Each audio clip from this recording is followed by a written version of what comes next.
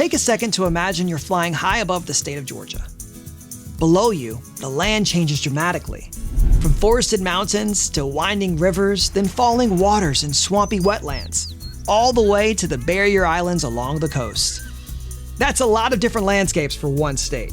These physical features don't just make Georgia beautiful, they've also shaped Georgia's history, its cities, and even its economy. So let's explore some of the most important physical features of Georgia and examine why they matter.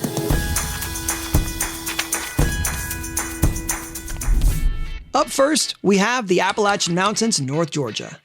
These mountains are part of a massive range that stretches from Alabama all the way to Canada. They are some of the oldest mountains on Earth, even older than the first trees. Millions of years ago, they were once towering peaks, but over time, wind and water wore them down through a process called erosion.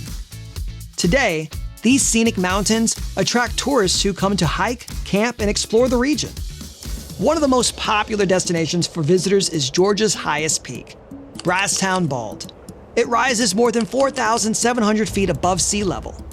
The elevation of the Appalachian Mountains actually helps influence Georgia's climate. Warm, moist air from the Gulf Coast rises when it hits the mountains, which creates heavy rainfall in the spring and summer, and sometimes snow in the winter. As that rain and snow make their way down the mountains, they help form many of Georgia's streams, creeks, and rivers, including the Chattahoochee and Savannah rivers. The Chattahoochee River begins in the Appalachian Mountains and winds all the way to the Gulf Coast, forming part of Georgia's western border with Alabama. For centuries, indigenous people relied on the Chattahoochee for drinking water, food, and transportation.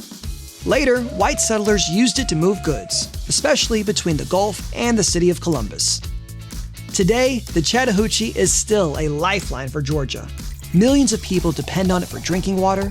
It supports industry, provides recreation like fishing and rafting, and even helps generate hydroelectric power. Now let's move over to the Savannah River. This river starts in the foothills of the Appalachian Mountains in Hart County and flows all the way to the Atlantic Ocean, forming part of Georgia's eastern border with South Carolina. Like the Chattahoochee, the Savannah River has been important to people for thousands of years.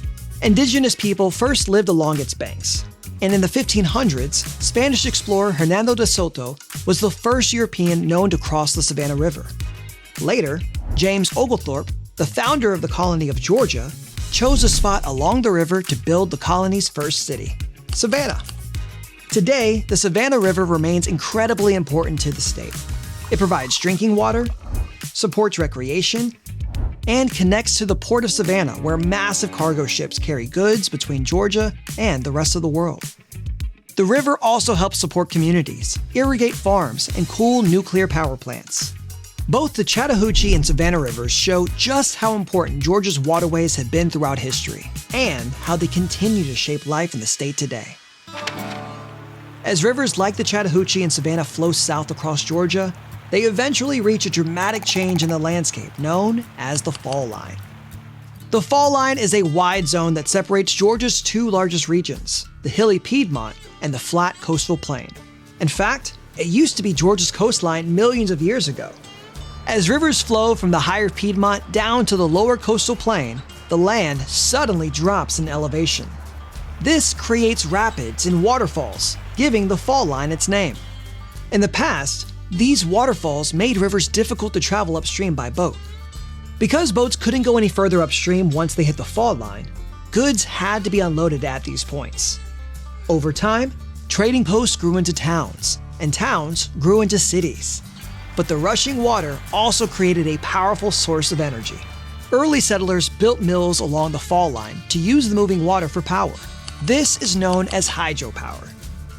Today, several major Georgia cities sit along the fall line, including Columbus, Macon, and Augusta. Now, let's travel to southeastern Georgia to explore one of the most unique ecosystems in North America, the Okefenokee Swamp.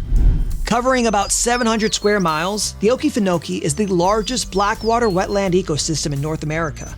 Indigenous people named this area Okefenokee, meaning land of the trembling earth.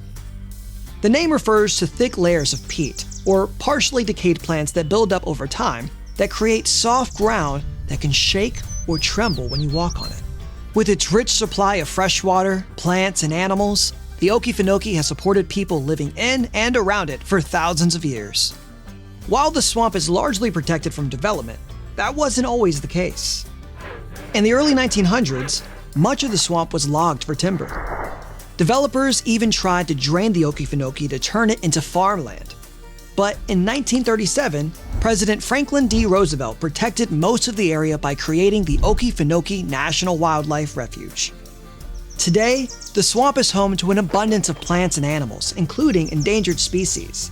Scientists study the swamp because some of its amphibians act as bioindicators, meaning they can help scientists understand the health of the environment. Each year, thousands of visitors explore the swamp, helping support the local economy while learning about this important natural habitat. And finally, let's head to Georgia's coast to see the state's barrier islands. These are a chain of sandy islands located just off the coast. Georgia has more than a dozen barrier islands, including Tybee Island, St. Simon's Island, Jekyll Island, and Cumberland Island. Barrier islands play a huge role in protecting the mainland. They act like natural shields, absorbing the force of hurricanes and ocean waves before they reach Georgia's shoreline. People have lived on Georgia's barrier islands for thousands of years. Indigenous communities lived there first. In the 1500s, Spanish missionaries established missions on some of the islands. Later, plantations were built on parts of the coast where crops like rice and indigo were grown. Today, several islands are popular vacation spots, known for their beaches, wildlife, and outdoor activities. Some islands are protected parks, or wildlife refuges, which help preserve Georgia's coastal ecosystems. Georgia may be one state, but its landscape tells many different stories. Mountains, rivers, swamps, and barrier islands have all helped shape where people live, how cities formed, and how the state's economy grew. So the next time you travel across Georgia, remember, you're not just crossing a state, you're traveling through some of the most important natural features in the entire Southeast.